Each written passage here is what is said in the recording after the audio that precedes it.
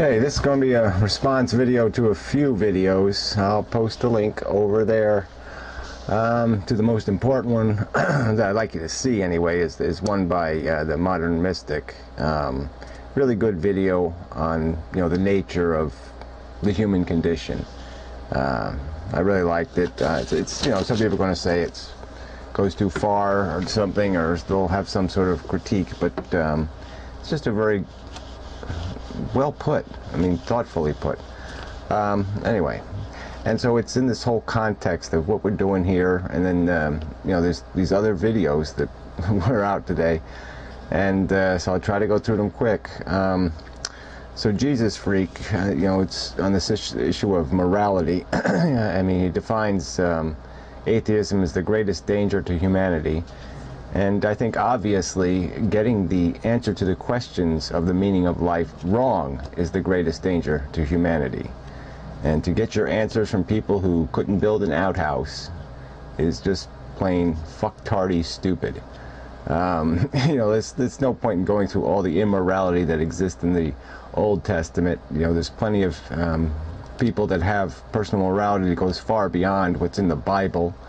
And their ethics and their morality is situationally based and rational. It isn't arbitrarily absolutist. It's moronic, and it's in the nature of this absolute part becomes part of an amazing atheist video where he was talking about the justice system and the fact that a child, a 15-year-old, was sentenced to 60 years in jail for raping a 6-year-old when he was 13, which is a horrific crime, no doubt, but obviously murderers don't get 60 years often.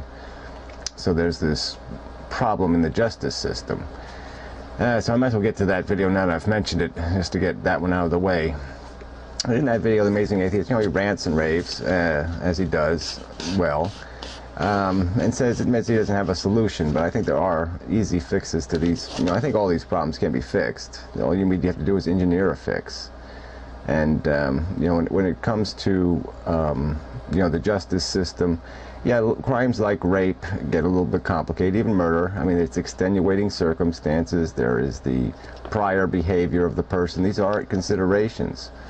And the system should only have two purposes, and that should be, prevention and deterrence. There's some people you can't let back on the street because they're just too dangerous. And, frankly, even though this kid was 13, he does, sort of a pedophile. He does have a sexual proclivity and a violence that can't be denied. And those are hard to breed out of a person. Those are hard to condition out of a person. So, he very well might never be a healthy human being. There are broken people in the world. Some of them are born that way, quite broken. So I don't know the particulars of the case, but anyway, the point is the solution to this problem of this justice system that is broken is there really needs to be another branch of government. There needs to be an elected office of judicial oversight, or whatever you want to call it. Because the Supreme Court's not doing its job. The Supreme Court only reviews 1 out of 1,000 appeals made to it. There's all kinds of brokenness in the system, all kinds of inequities, and there needs to be somebody who's held responsible to the people, who's elected to their office, who doesn't control any fudgy budget or anything else, who just has a job to do.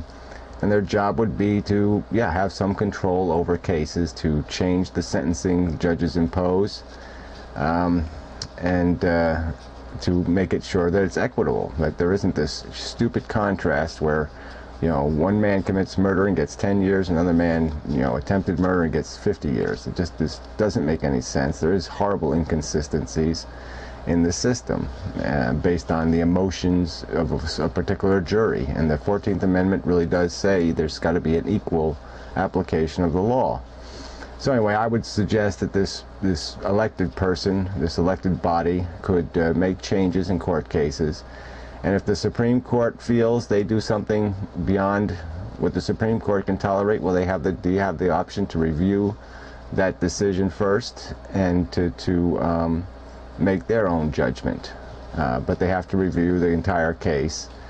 And So, you know, they would have to take some time out of what they would like to cover, the 1,000 cases, and to do that.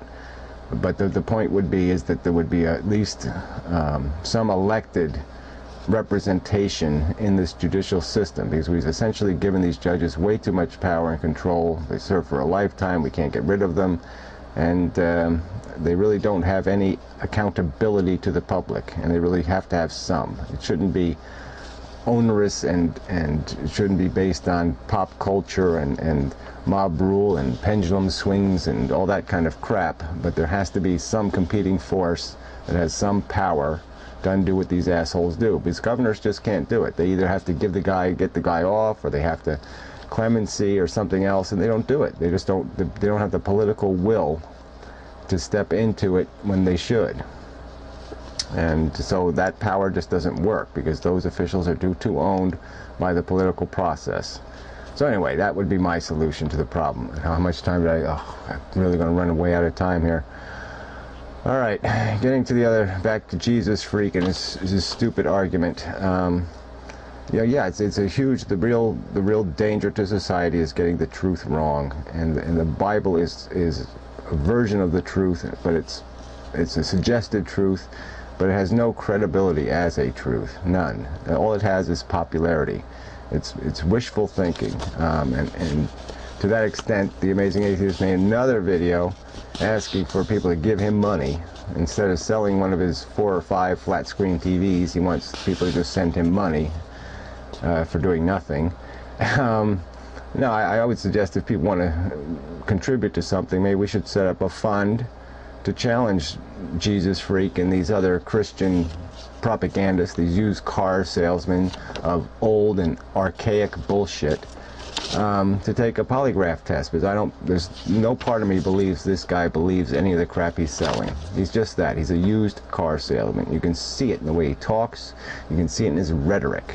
He doesn't believe any of this shit. It's just an ego trip. He's playing missionary. He's playing minister man. He's playing, it's just bullshit. It has completely insincere crap. I mean, the damage religion does to people. How many lives it forces into existence. You know, it tells people to have babies they can't pay for, they can't feed, they can't take care of. You know, 3/4 of the world's population is living in shit because of religion. That is a Holocaust. And it's, you know, there's no love for humanity, there's no love for rationality or for the human condition or concern for the human condition in any part of this religion propaganda bullshit. I mean, these assholes can't even make a distinction between these two opposite halves of their own fucking book. And then to suggest even that, you know, morality, we all need a book to tell us what to do. Well, why don't we just take the Quran then? If we have to have an absolute morality, if we have to read it from a goddamn 1,000-year-old book, why don't we just pick the Quran then? Is that what you want? Do you want the word that wouldn't be a danger to humanity, a greater danger than atheism, to have everybody being a Quran nut? I mean, it's just illogical. The argument is so bogus and so silly. He's just doing it to provoke an argument, to provoke this response. He's just a player. He's just playing a fucking game, and we should hold these. You know, we should raise enough money, put up a $10,000 bounty or whatever for any of these assholes to pass a lie detector test, because they can't do it. They're fucking liars, and they should be shown for what they are. Alright, then we had the hard douche did a video saying, yeah, it was perfectly great what we did to the American Indians, slaughtering them and such. He would have done the slaughter much more quickly, I think. You know, he wouldn't have bothered handshakes and breaking deals. He just would have broke the deal right from the start. And, you know, just an incredibly insensitive, obviously, civilizations live and die. And a lot of civilizations have been sacrificed to progress. Rome sacrificed a lot of civilizations to impose progress. But to talk about it as if there was no price to be paid for that, to talk about it without any appreciation for the hardship and violence, is just idiotic. And then to, you know, arrogantly, pompously say that we have it all now. We have nothing. You know, 1/3 of the American population is on antidepressants. I don't know if the American Indians had that problem. I think they were living, it was a hard life, but it was a rewarding life in the context. And So, we're the one who brought all these malicious and horrible diseases. I mean, it's like the Polynesians on Hawaii. They were almost living in fucking paradise, for Christ's sakes. So it's just idiotic to argue that we have it so much better. We still live and we still die. All right? And we still have to work in between. And, even the 40 or the 50-hour work week, I don't think a lot of primitive cultures would find that a fucking blessing, asshole.